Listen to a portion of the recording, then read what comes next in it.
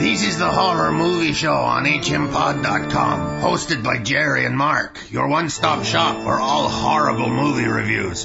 From the latest blockbusters and independent films to classics, let Mark and Jerry convince you the world is a dangerous place, though often good for a laugh. Now come and listen to the Horror Movie Show, if you dare. Hey there, folks. Jerry here. And Mark. Bringing you the latest episode of the Horror Movie Show on hmpod.com and fearthecrypt.com, Eli Roth's app. Fear the Crypt? Yeah, that's the website, fearthecrypt.com. Oh. I guess the crypt was already taken. You check it out. We got little original movies. We've got makeup videos. We've got bags of movie reviews, TV reviews, and a lot of laughs. A lot of funny pictures with funny captions. And little discussions underneath the pictures. So. Have you ever posted one? Oh, constantly. Oh, are you? Yeah. Are you kidding? Okay. Yeah, working on little videos too, all kinds of stuff. So we got a mass of movies to talk about today. A mass? How heavy? Holy mass. Holy mass. Absolutely. So let's begin with the 2014 movie, X-Men: Days of Future Past. Directed once again by Bryan Singer, written by Simon Kinberg. Do I have to say who each person is? I guess I do. Hugh Jackman is Logan and Wolverine. James McAvoy is the young Charles Xavier. Michael Fassbender, the young Eric Lenshair, who becomes Magneto. Jennifer Lawrence plays the young Raven, who becomes Mystique, the blue-skinned changeling. Little tiny but talented Peter Dinklage plays Dr. Bolivar Trask. Halle Berry shows up as Storm. Ellen Page as Kitty Pryde. Sounds like a marcher in a gay pride parade. Patrick Stewart plays the older Professor X. Ian McKellen is Magneto. Famke Janssen makes an appearance as Jean Grey. And, of course, Bing Bing Fan as Blink. Blink? Bing Bing Fan. Very big in China. Blink. I can't. Oh, I guess she's so fast. She sort of moves in and moves out, and she's not one of those characters I remember from the comics. Very, very pretty Asian actress. Must Chinese be a newer character in the Marvel universe. She doesn't really exist. So, X-Men: Days of Future. She does. I seen her on the screen. They've got her on video. You don't see her for very long, though. I'm getting a little tired of these X-Men movies. This one is a lot better than the last two Wolverine movies. I'll say that. Yeah. Oh, come on. Definitely. You obviously don't like Hugh. And that's not true. I loved the first three X-Men movies. I very much enjoyed. As per usual with these things, the first one was the best. Second one wasn't bad. Third one wasn't bad. But they started to get thinner and thinner and thinner. This one, a little more of a story to it, a little more return to the earlier form, I thought. I didn't know what to expect of this movie. Because, you know it's about time travel. It's about two different setting the past correct. Yeah, and I don't know. It's just weird because the two guys in the past are such asses. Right. Charles and Magneto Eric are not nice people. No, they're jerks. And they're out for their own agendas. Yeah. And Charles is like a drunk. Yeah, he's a spent man, and he gets a lot older. And he's 30. Yeah. And Eric is out to dominate the world still. He's even though he knows that his past self has sent Wolverine there. Right. He's going to screw his past self. Yeah. He's going to screw the world. The idea is that Peter Dinklage plays a scientist who has decided that the only way to fight the mutant menace is to create these machines which... Sentinels. Yeah, which are deadly killing machines against the X-Men. However, when the movie begins, we have the last handful of surviving X-Men battling these machines, and these machines are virtually indestructible. And at some point they decided that humans were also the enemy. So they've been killing everything, and life on Earth is practically over. Now, they use part of So to finish my point, the movie consists of having to go back in time and stop these machines. In fact, stop Mystique from killing the Peter Dinklage character. which would accelerate this program and make sure that these killer robots are built. Yeah, so they have to go back in time and make things nice. But they need Mystique's DNA to make these robots. Well, Peter Dinklage does, but that's to make the machines. It isn't the main plot of the movie. The main plot of the movie is to avoid the future war. They're trying to change it to a better place. Yeah, they're actually trying to gentler world. They're actually trying to change this present, which is not a good thing to do. Probably impossible, but but for the sake of the movie, it is. They're screwing a bunch of people. Of course they are. Those who excelled in that time frame may not even exist. Everybody but like 6 X-Men are dead anyway, so I don't think it really matters. I was going to get laid that night, and you X-Men came along changing the past. What's going on here? I don't like that. As with any time paradox thing. I've been seeing a lot of those lately. Yeah, it gets kind of monotonous. I don't know. To me, as soon as they do something in the past, and the whole ripple thing should happen instantaneously in the present. So things should be changing quite radically. Right. It's not like things are happening at the same time. No, but we don't see the previous future. We're watching it from the point of view of the characters back in time. And the only one who's tough enough to survive this psychic ripping apart that is time travel is Wolverine. Even though he's not the best person to have sent, he's the only one who could go. So because he existed in both time frames. Well, it isn't just that, but he's simply physically tough enough to survive it. But he needs augmentation from Kitty Pryde. Yeah, well, she's maintaining him asleep, but it's to go back in time to find his earlier body to get into it. Basically, they're sending his psyche back in time to the body of him in the past. Yeah, and that to most of us would be enough of a shock that the early body would die. But because he's Wolverine and he self-repairs. He's got the mutant gene. So that's why he's chosen. Plus, he's the cutest of all the X-Men. Well, this is based on a comic, and in the comic, it's Kitty Pryde that actually goes back in the future. But they change it to Wolverine for the movie. Because he's so hunky. Yeah, exactly. Yeah. I don't know. I haven't heard Hugh Jackman make any ridiculous statements like, well, I'm not playing this guy anymore. I think he'll continue to take the $500 million paycheck. Well, it's because he's actually producing his own movies as well. Good. Did you like X-Men Days of Future Past? I thought it was, as a comic book, I thought it was entertaining. I thought it was much better than the last couple of X-Men movies we've seen. I thought it was more serious than I was expecting. Mm-hmm. I thought there would be a little more comedy in there. Other than that, it's a decent movie. Right. There's nothing wrong with the movie. Well, I didn't much care. I'm kind of getting tired of the I know. X-Men. Yeah. What was the one with McAvoy and Fassbender? First Class? First Class, yeah. I was completely unimpressed by that one. That I didn't mind. Because you thought it was better than this one? It was fresher. Oh, okay. I just found it fresher. I know they were trying to reboot with younger versions of themselves, sort of like the Star Trek movies. Yeah.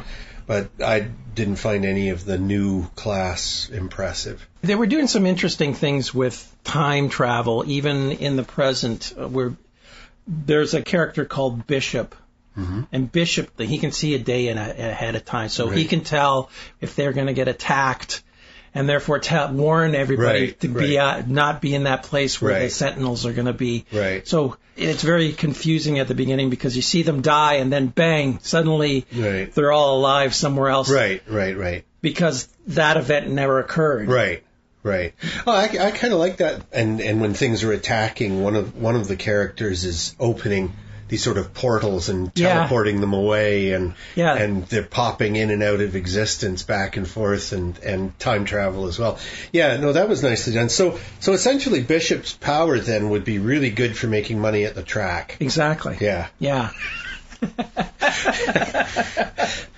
Yeah, see, I'm a superhero. Yeah. I made $87 yesterday. Bishop is a character from the future that I think there is a character called Hope who is the hope of all mutants, and Bishop raises her in the future, and they kind of pop back into the past where the other X-Men are. Right. And so he has that ability of some sort of spatial time travel thing. Well, so he should. Anyway. It's very nice to have that power. It's funny because that's the thing about the X-Men movies is they throw in these characters and they don't really give you backstories on them. Right. So they'll mention their names and they'll have these abilities, but you have no idea who they are, where they came from, what's their story. Yeah. They had a few of the ones that we've come to know, the Shawn Ashmore's character with the ice and Ellen Page, of course, we saw her in the last couple of movies. Yeah, and then as Kitty Pryde. And then there's the guy with the fireball. Right. I don't know who that. Flamo. I can't remember his name. Yeah, Hot Pants. But I know what Michael Fassbender's secret power is. It's in his pants. And then there's the Russian guy that turns into metal. Right. God. And the big strong boy. Is that who you mean? Yeah. The big kid. Yeah. God, I know that name, but I can't remember it. Anyway, it's fun to watch them battling the Sentinel robots too, because the robots simply take on each power as they have to. They adapt. That's where the DNA of Mystique comes in, because she can inherit other people's powers by touching them. Yeah, take on everything. Yeah. Okay, well, we got a classic here. It's a 1982 movie Blade Runner. This is the final cut version from 2007 when it was released. Now, this is the only version of the movie over which Ridley Scott had 100% control. Yeah. Now he had released the director's cut earlier, over which he didn't have total control. I've never seen that version, actually, the director's cut. Of course, this is very close to it. The director's cut, I believe, is the first one that got rid of the narration. Yeah. And the happy ending at the end of it. The final cut... That's the only difference that I can tell. And the unicorn. There's a scene with a unicorn when Deckard is at the piano. Yeah, but isn't that in the original? Not in the original. I don't think so. No. Really? No, in the original you had narration throughout. Right. You had a happy ending tacked on where they're, having a nice holiday in northern Canada. And aren't they flying over? Yeah, over pristine wilderness. Yeah. You get the idea that's like the far north. And they do explain that she doesn't have an expiry date. And that is also left out of the newer versions. Yeah. But other than that, that's it. Oh, no. Pretty much the same movie. It's silly to think that the version that you and I saw in 82 when it was new, it's silly to think that Ridley Scott was horribly unhappy with that. Yeah. He did have a little... Well, first off, the dimwits who were running the studio, they couldn't understand the movie, so they demanded the narration. Yeah. Which really does sort of spell things out. And I'll never be able to watch the movie without hearing the narration. Without hearing it in my head. Yeah, that's what I was doing. I was watching it. I'm watching there. This is when he explains this and this. Yeah. And a skinhead is like calling somebody a skin job. Is like the N-word. That's right, yeah. And I'm going, but if you don't know that, it doesn't take away from the story, but at the same time, it's in my brain. There's a little... I know this. Yeah, I know there's a little less depth because to us... The top cop using, it's a skin job, and we don't know that he's a horrible individual. It sounds kind of brutal, but what do we know? Yeah, it might be an everyday slang word. Yeah, exactly. So... I'm sure it is. Now, let's just take a moment to look at the cast. Harrison Ford. This was the first movie with Harrison Ford where I really went, good gravy. There's a powerful screen presence. Yeah, and he still has that little scar on his chin. Yeah, what's a real scar? Of course. Sean Young plays the love interest in this, Rachel. She's gorgeous in this. Done in a sort of 1930s, noir. 1940s. Yeah, very much film. Well, the whole movie is film noir. Yeah. Rutger Hauer plays the leader of the four replicants from when I first saw Roy Batty. Yeah, when I first saw the movie, I always thought he looked old. Right. But now I look at him, and he's a young Rutger Hauer. He is. Even though he's got that white hair. Yeah. He's a young man. Yeah, he's striking looking. And of course, that's what I've come to realize the last few times I've watched the movie. They're fighting for their lives, and they're battling to get more life, as replicants. Roy Batty says to his creator, the god of replicants, I want more life.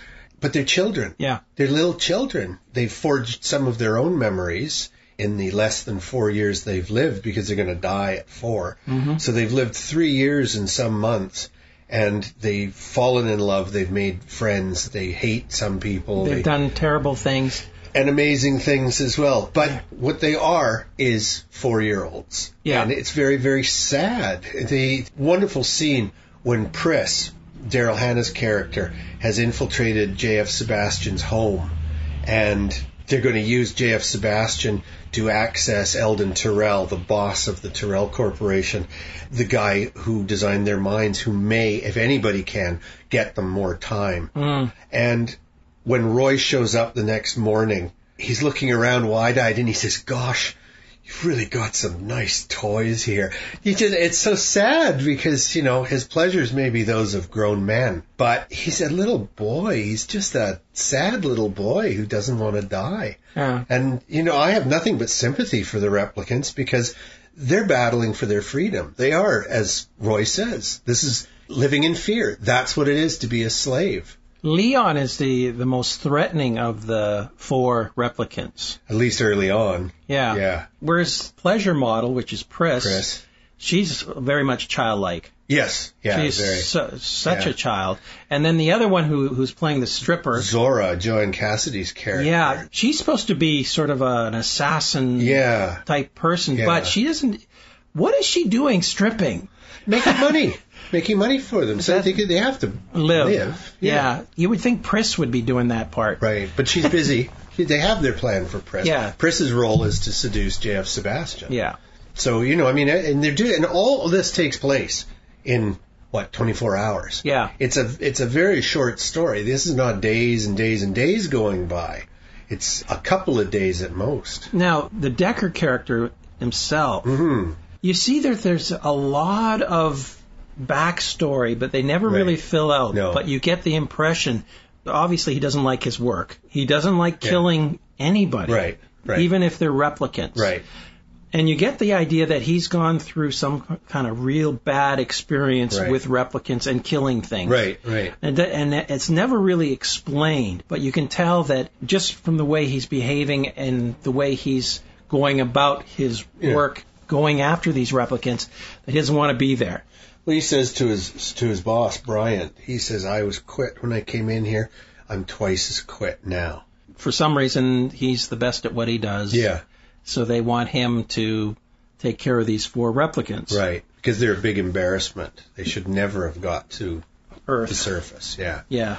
But all these lovely little hints, and this is to me what really makes the movie. It's dark all the time. Raining. It's just polluted, it's dark, it's horrible, and it's taking place in Los Angeles, and Los Angeles is just this sprawling...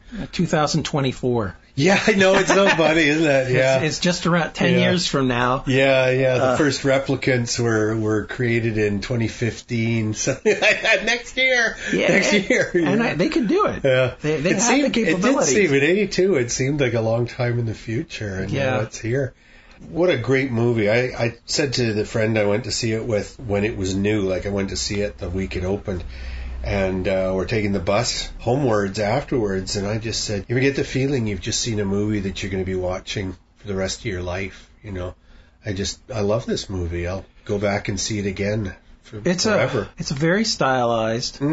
I found nobody makes more stylish movies than Ridley Scott. He's got sometimes a wonderful eye. Even if the movie's not that good, they look good. Like Legend. Yeah, exactly. It looks fantastic. Someone to watch over me, a boring thriller, but it's beautiful. If you like house porn and stuff like that, you can watch that movie just to see what color they painted the living room. It's true. I've heard people describe that. Oh, how wonderful it looks. For 1984 or something? 82. The special effects were really well done. Yeah. I mean, you had these and I love the fact that they have these billboards all over the place and Coke being splashed. But there are some things like TDK. Right. Prominent as placement, and yet today's kids won't even know what TDK is. No. But it doesn't it was a cassette tape. Yeah. tape. It was tape that professionals used in recording studios. Yeah. As well as in your home cassettes. Sure, yeah. There is that, yes, and the giant one with the Japanese woman in the full geisha outfit who keeps popping some kind of a pill. Yeah. And looking very happy about it. We don't know what the hell kind of pill that is. Yeah. Perhaps it explains it in Japanese. But, they invented this street jargon for the people. If you're a fan of Philip K. Dick, then you understand, because he had novels set on the off-world colonies, Mars, for example. And this advertisement that's floating through the sky, leave the Earth for a new beginning, join an off-world colony. Yeah. And there's all these opportunities. Deckard says, J.F. Sebastian says, no, he couldn't leave the planet. He would have, but he couldn't. He was unacceptable because he's got this rapid aging of his glands disease. And now why didn't Deckard go? Now the one theory is that he is a replicant. And really? There's plenty of evidence in the movie that he may be a machine used by the police to hunt down other machines. And as I say, if you know Philip K. Dick, nothing bizarre or twisted or out of the blue is beyond him. Oh. You never know what you get. So he could be like the other Sean Young's character and not even know he's a replicant. That's right. Well, she says to him, have you ever taken the test, Mr. Deckard? And he doesn't answer her. But when she's in his apartment, there's a scene where her pupils are glowing with reflected light. Yeah. And he comes and he stands around behind her, and his eyes do the same thing. Now, that may just be a little carelessness on Scott's part because he had it right for her. But why are Deckard's eyes also doing that? Deckard's photographs may be as phony as Rachel's are. We have no way of knowing. We meet nobody who knows Deckard apart from his workmates. Right. He's alone. And I like the fact that his workmates are so radically different. That Oriental fella. Sort of Asian, Latino with the blue eyes. Yeah. Yeah. Yeah. Edward James Olmos. The origami. Is that Olmos? That's Edward James Olmos. Oh, geez, he looks so young then and thin. Yes, a lot thinner. Yeah. And I love the fact that they have this rapport. They love-hate thing happening between them. Yeah. Now, I kind of suspect that when they were shooting this thing, that it was shot such out of context or out of order that the actors probably really didn't know what the heck was going on. Right. Because I get this sense that they're trying to explore their characters. Sometimes they just don't know where they're coming from. At least that's the impression I get. Right. Because there's a lot of things happening all over the place, and they're like little vignettes. Right. Especially when it's, between Sebastian and Turkle, having that chess thing happening. Right. And Roy Batty, his character is so odd. Yes. The things that he says, and when he says them, and how he says them, are just so, you kind of shake your head and go, did he just do that? But don't you also think that, again, I think it goes hand in hand with the fact that he's so young. Like he is an actual child. Yeah. And he's making this stuff up. Well, I never really considered that. He's making this stuff up as he goes along. He knows he has to do certain things. But when he's having a conversation with God, Tyrell himself in Tyrell's apartment. And by the way, I understand using J.F. Sebastian to get access to the big boss. Yeah. But there's the big boss's elevator on the outside of the building. Yeah. It doesn't have a camera. Yeah. There's no human to check that there's only J.F. Sebastian inside. Yeah. That security is not very good. No. I mean, they would know that J.F. Sebastian is this loser living in an empty building all by himself and could easily be suborned. I like the building. Giant pyramids. Because all the decay is at the bottom, and then everything's been built above. Yeah. That's and the street. It's sort of so like, crowded, and yet the building's empty.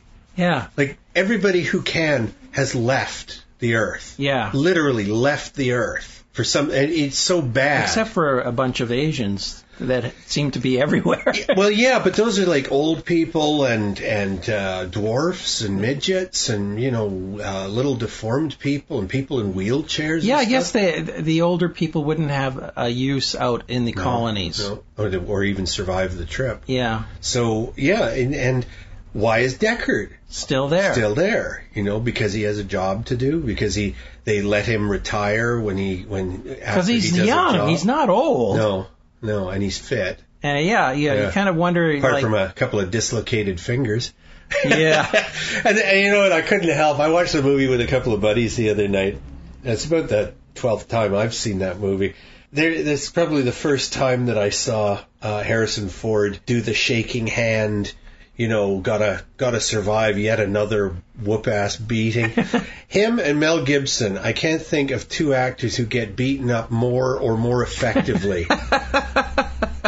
Harrison Ford takes an ass whooping better than just about anybody, and he always has that same, oh, that was terrible. Right, let's get on with it.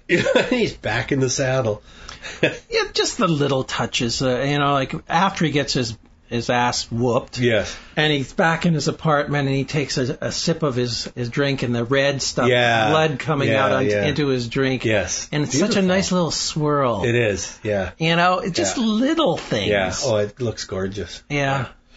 So, folks, if you haven't seen Blade Runner, it's about time. It is. Well past time. Would you recommend the final cut over the original? Well, simply because it's Ridley Scott's movie, I would go with the final cut, which it says on Wiki, this is the only version where Ridley Scott had 100% control over the finished product. Yeah, and it's really not that different visually from the original. Yeah, a few little things. There's a scene, minor. There's a scene things. of a unicorn in which Deckard is sort of daydreaming, and it's supposed to be very much a fantastic animal, not unlike Rachel, one of the replicants. She too is a fantastic, beautiful animal. Right. And who's right to decide this one lives, this one dies? One thing I noticed in the movie is just about everyone smoked. Yeah, I know. It's like they said, oh, screw it. Let's enjoy ourselves. They drink, they smoke. Yeah. Oh, yeah. It's like nobody cares about their health in the future. No.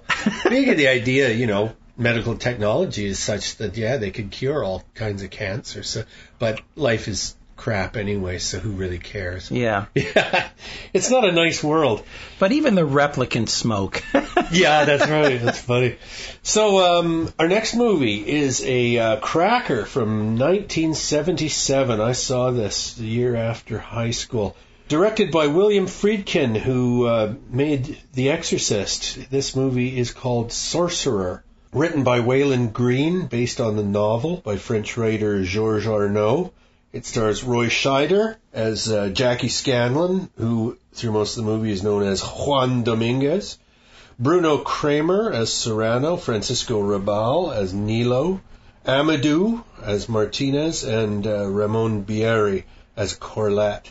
And the movie gives us... Do we know where they end up? Oh, they're in some little crappy Central South American country. Yeah. Sort of, on the coast. The pit of the universe. Yeah, so at the beginning of the movie, you see these 4 or 5 men, and they're all around the world. They're in different cities around the world, and they're all criminals to one extent or another, and everything crashes around them. Roy Scheider's character, for example, is a getaway driver. Yeah. And when the getaway after a bank robbery goes Not a bank, really... a church robbery. Yes, that's a horrible, pathetic robbery. Yeah. And after that goes horribly wrong, he, like all the other criminals we see, has to escape the country. And they all wind up in this horrible little mining town. And... No, it's an oil rig. That's right. Yeah, okay, all right. It's an oil rig. Yeah, mining. And they're actually building sort of a pipeline through the village. You can see it along the road. Through the jungle. Yeah, through the jungle, this pipeline. So there's a terrible accident, a huge explosion. Actually, not an accident. It was sabotaged. Right. Yeah. Okay. So the owners of the oil company, the only way they can put the fire out and get back on production is to blow it out, and the only supplies they have are this really unstable dynamite. Yeah, that's been wet. Yes. The chemicals have leached out of the dynamite itself, and it become a puddle of nitroglycerin at the bottom of each box. It's extremely dangerous. The nitro will sweat out of badly stored dynamite. Dynamite is perfectly fine safe. if it's dry. Hammer it. You can do anything you want so long as it's been stored properly. Yeah. So what they do is they advertise for the 4 best drivers they can find. They give the 2 pairs the most bizarre giant trucks in the world. They don't give it to them; they build them. And they rebuild scraps, them. Yeah. And one of the trucks is the Sorcerer. That's where the name comes from. Was that okay? I've always wondered where the name comes from. It's the one with the teeth, probably. I think so. One of the trucks is Sorcerer, and the other has its own name. Yeah, the grill looks like it has some sort of teeth. Oh, they're quite anthropomorphic, these trucks. Yeah. Yes, they're living creatures. They're characters. The first half of this movie is them doing their bad things and ending up in South America, and then showing their lifestyle once they're there, and they all hate it. Oh, it's an awful place. So the first hour is basically that. The second hour is them transporting this dynamite. One of the most tense, suspenseful movies I think that's ever been made. It's just a wonderful movie. It is so edge of your seat, white knuckle. Well, I thought there was some nice twists in here, especially they get the 4 drivers, they test them out, they build their 2 trucks, and then a hitman comes to town and kills one of the drivers. Now, because he wants out. Oh, he's already in town. No, he didn't come to town. He's in town. No, he came to town a week before, and he was there to kill one guy, and it turned out that one guy was one of the drivers. They're really pissed off with the hit driver, and they say, "You've got to replace this guy." No, you're misunderstanding. The guy who killed one of the drivers wanted his place. He knew that he could do the job, and he wanted out of the town. He'd already been turned down. So he murdered one of the drivers. Is that right? And they knew that the only thing they could do at that late hour was to take him. So that's why they're extremely distrustful of him. But they need him at that point, and sure enough, he was right. Rather than kill him, because he leaves himself open. After he's created the employment opportunity for himself, he doesn't fight back. He goes along, Anyway, they go through the jungle. They're a desperate crew. Yes. They got 2 trucks that are supposed to stay at least half a mile from each other. Yeah, and each has 3 crates. Yeah, they're full of sawdust with these 3 unstable crates of dynamite, trying not to skid around in the back. Now, they explain that they can't take it by helicopter because it's just too... The vibrations of the helicopter plus the wind. Yeah, too dangerous. But, the road they're on. I know. I'm looking at the road that they're on. It's a movie. That's what this is. This is a movie. I think you'd be better off, loading 3 sticks onto the back of Indians and making them run. And I love, they have to go 218 miles. Roy Scheider marks it onto his thing. And what they go through. Oh, the narrow roads. The narrow roads, the rocks, the landslides, the swamps, the torrential rains, the rickety down over roads, the rickety bridge that they have to go over. That's wonderful. That is swaying back and it's forth. Great. Plus, they have Tangerine Dream doing the soundtrack. Yeah. And at the time, Tangerine Dream was pretty much... I was listening to the music. It's pretty far out. It's very great techno. Stoner movie. It's techno. Yeah, great stoner movie. Synth. It's just wild. It often was a midnight movie when it was fairly new. Yeah, and I think it's crazy. Was one of their claims to fame was doing this movie, The Tangerine Dream. Sure. You're not saying The Tangerine Dream, are you? No. Oh. I thought I heard the... Because I saw a movie with the Pink Floyd. Oh, really? Yeah. And then they dropped the. Some of the scenes are just... It's wild. It's wild. Yeah. I don't know how they maintain... That bridge must have been just all completely fabricated. It obviously is much more stable than what it looked like. Yeah. Because the first truck going across it pretty much wrecks it. Yeah. And then another truck comes across.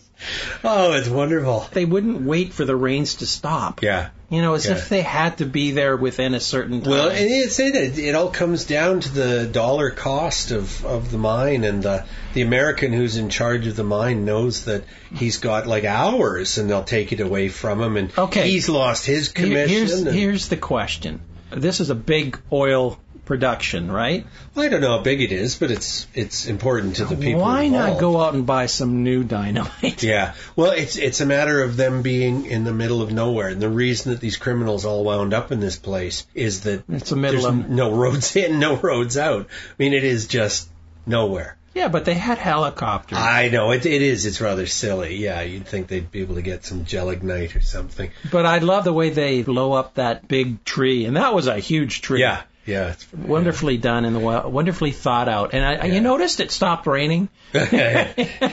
So suddenly it's nice and sunny out. I'm sure they have their torrential rains every couple hours, but it typically stops. Very, very good movie. Now, we've got one from 2010. We want to talk about We Are What We Are, which is the original Mexican film on which the American We Are What We Are was based last year. This movie, it's written and directed by Jorge Michel Grau, and I only wrote down one actor. The character of Alfredo is played by Francisco Barrero. Anyway, what did you think of this? I thought it was interesting, but nowhere near as good as the American version. I wouldn't compare the two. They're very, very different. They are different movies. Yeah. The rationale behind each movie is different. Yeah. And it never really does. The Mexican one is much, much simpler story, I thought. Yeah, it was simpler, but at the same time, the ritual, and I thought this would have been a really nice twist if they would have brought this in, because they kept talking they have to do the ritual. Mm-hmm. They have to do the ritual. Right. They never explained why they had to do the ritual or even what the ritual was. Right. They just kept saying, we got to do it. And I thought, wouldn't it be kind of cool if, like Cabin in the Woods, right, that they are saving the whole world by doing this ritual every so often. Right. That there is some sort of demon or some sort of event that would occur. I think that would have been more interesting, because as it is, they're just a family of nut jobs. The mother... I like the way she's fun. The Mexican one is so different, because the two sons, they figure they got to get the father. body. First off, we have to say that the dad dies at the beginning. Yes, the dad who was the provider, and we find out early on that what he provides is bringing home hitchhiker meat. Are prostitutes. That's right. Yeah, he's big into prostitutes. And his wife is just pissed off because she's sick and tired of prostitutes. She's a good Christian woman. And she does not like the fact that the husband spent a lot of time with prostitutes and then bringing them home. And they're having to eat hookers. Yeah. So when the sons go out and get a prostitute, she is some pissed. Yeah. They're having a tough time killing the prostitute because they don't want to. Yeah. And she kind of walks into the room and goes, bang, bang, bang, bang. Yeah. That end of story, dead the prostitute's dead. Yeah. And then she gets really mad at the sons for getting the prostitute. She goes and takes the prostitute back and dumps her on the street in front of all the other prostitutes and says, leave my sons alone. I thought that whole thing was totally different than the American movie, because none of that's in the American movie. And the fact that the prostitutes are now trying to find this woman who killed their friend. Yeah. So there's a band of prostitutes as well as crooked police. Oh, the cops are horrible. The cops they want to solve this crime of missing women so that they can get a promotion. Yeah. Not because of the missing women. Good. They want to get the promotion. Yeah. The money for it. That's all they care about. So they're on the track of these kids as well. Right. And they all know that they have a white car because the mother just dropped off the I know. You could read the license plate. So they're heavily on track with these. So it is completely a different movie than the American, which is why I don't compare the two. Right. I think they're both really well done. Right. They don't go to the same place or use the same kind of devices. The homemade ritual, but the American version has an overhanging dread of tradition. Yes. Which the Mexican version doesn't really have. You just get the idea it's this family that's the oddballs. Whereas the American one, this may have been going on for some generations. Yeah. That they have their The Mexican one, I wasn't even sure. I wasn't even sure if they were eating them. Right. It was more just killing them. They just talked about the ritual. Right. They kept saying we got to do the ritual. There is food being made with the bodies, and isn't there somebody refusing to eat it? The oldest boy, I think, is refusing to eat it. But it's very odd, and I don't know if it's supposed to be sort of allegorical and a take on crappy lives that most Mexicans live, but it's an odd movie. And I would say see both of them. Yeah. I like the American one because I just think it's a more interesting story. Well, I think character-driven. The American one is more powerful than the Mexican one. But Mexican one was more of a surviving in the ghetto life. Right. And that people do whatever they can to get by. Right. Whereas the American one was more of a hiding who you are and trying to come to terms with who you are and knowing that you can't change it even though you really, really want to get out. Right. The Mexican version didn't seem that way. And the Mexican one seemed extremely hopeless, whereas the American one, there did seem to be possible hope for the kids. Yeah. Because they were trying to protect the youngest kid. The girl was optimistic that she could have a life outside of the family, but it never occurred. So I think that both movies have their merits and both same theme, but not exactly the same at all. Right. Obviously, it's about a cannibalistic, ritual-driven family, but that's the only similarities between the two movies. That's it. Exactly, Everything else is different. Yeah. Now we got one more to talk about, a little independent movie called Monsters Wanted. It's a 2013 documentary written and directed by Brian Cunningham and Joe Loffrey. It features, I won't say stars because they're playing themselves, it features Richard Teachout, Janelle Nash, and Kenneth Schell, among many others. And Rich Teachout is a young man who decided a few years ago that he was going to quit his job and work full-time to create a privately owned haunted house, which is not something that we really see up here in the Vancouver area. But in the U.S., evidently, is like a bit of an industry. It's not really a haunted house. What we mean is more it's of like an amusement park, a haunted amusement park. Right. But not the rides, not that sort of thing. It's like they've got a zombie area and they've got a classic monster area. It's like you going through a haunted house at amusement park. Right. And they're trying to scare you and they have actors running around. Yeah, lots of live actors. And this is what the Monsters Wanted. And they also have special people doing tricks and grotesque exhibitions to entertain the people as they go through this maze. Yeah, they have makeup artists and costumers and builders. So this is a documentary of them actually building this one and then training the staff. Right. And doing the presentation, and then kind of like all coming down to the end of the season, and it's a documentary. Yeah, it really is. It's the tension is, can they from scratch get this all built in time to open for Halloween without running out of money? Yeah. And then that comes into play a lot. Rich spends all his money very early on, and the budget is blown right away. Yeah.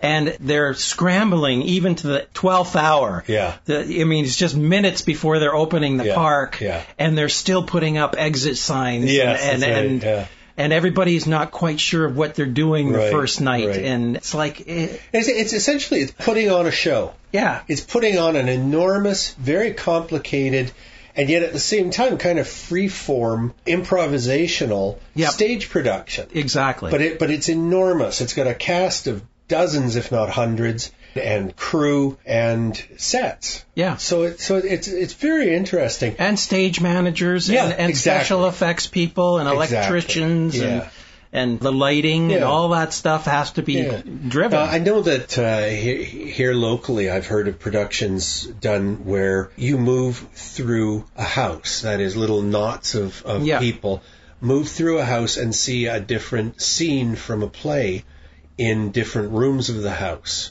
So you can see, all of Romeo and Juliet, and as groups move through the building, that first scene is enacted over and over and over again where people first enter, and then they go upstairs and the love scene is reenacted over and over and over for different knots of people as they go through the house. So it's just a different way of putting on a stage show. Yes. Yeah. Now, when I was watching this, I'm sitting there thinking, this is a horror movie. Oh, yeah, you were expecting something. You didn't realize it was a doc. Yeah. I didn't realize it was a documentary. And I thought at some point, some psychic thing was going to happen. Yeah, some loony. And people were going to start getting murdered.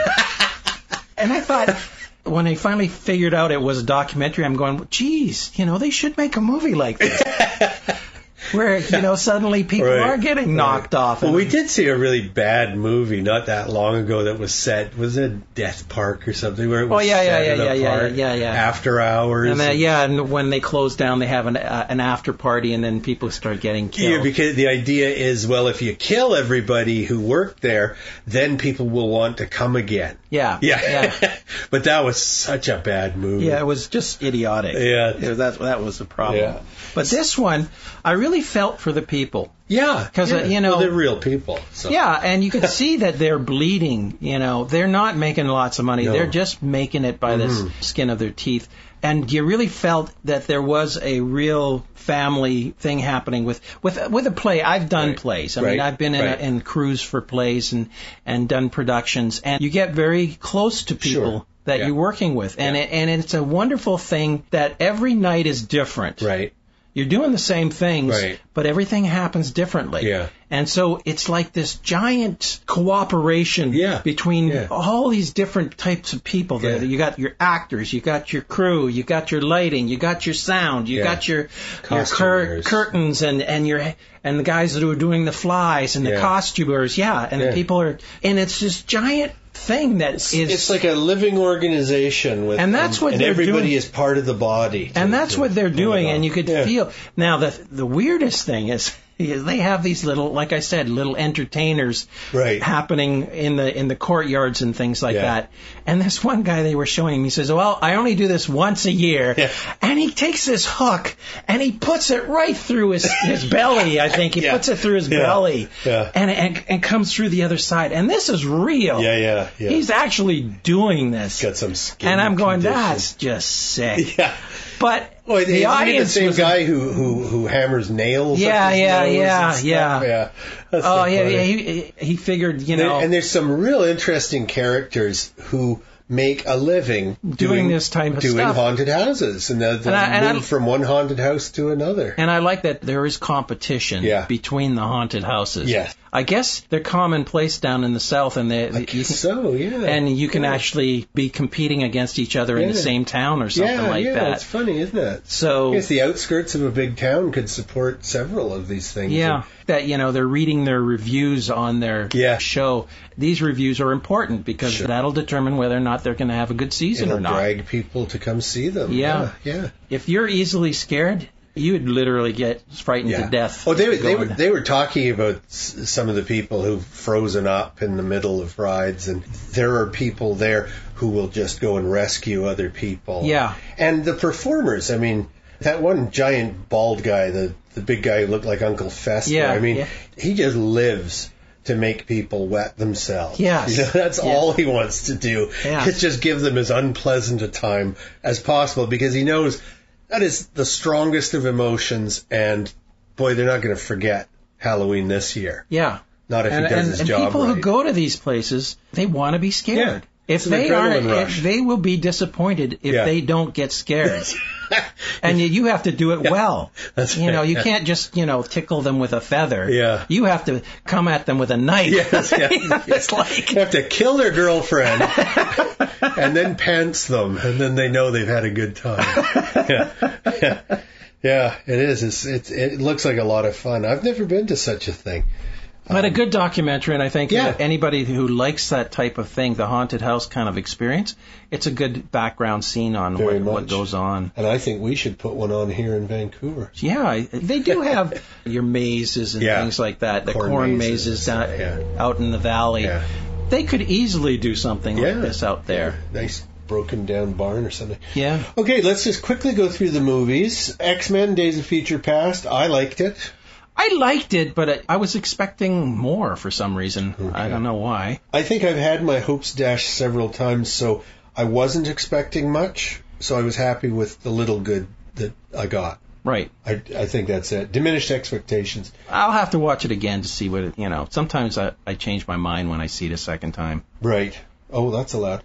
Blade Runner, the final cut. If you've never seen Blade Runner, watch the final cut. If you're already a fan of Blade Runner, It doesn't offer that much different, but it's still I would one say of my that favorite movies. if you like to know a little bit more of the backstory, then the original will give you a little more backstory. But if you like it on a simpler level, I wouldn't even know, not even simpler. Yeah. It's a darker. Yeah, I think so. Yeah. A moodier. 1977, William Friedkin, I believe this was the movie he made right after The Exorcist. Sorcerer, it is called, and I love it. I liked it when I first saw it, and I've liked it each time I've seen it since. I watched it again last night. Again, you don't remember all the little pieces. No, you can't. So you tend to remember the second half of the movie more than the first half of the movie. Right. And it's the first half of the movie that's actually kind of interesting. Right. The second half is more of an exciting Thriller. Ride, a thrilling ride. Absolutely. Whereas the first half is slow,